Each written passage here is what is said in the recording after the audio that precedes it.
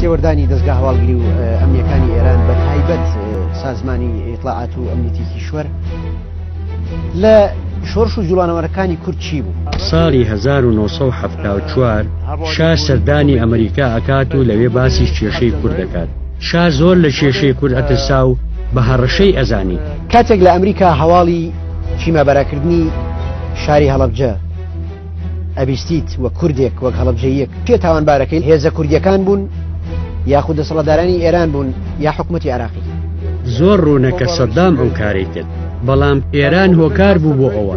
ئێران پێی خۆش بوو شەڕ درێژە بکێشە و کارەساتی گەورە بقەومێ، چونکە درێژە کێشانی شەڕ لە بەرژەوەندی ئێران بوو. نەزەری خودی ئێران پەنا سەبارەت بە مصدیق چۆن لە کاتێکە ئێرانیەکان مصدیقیان بە قارەمانی ملی ناوە بێت. ڕوودا و مێژوو شەوی سێشەممە کاتژمێر 9:05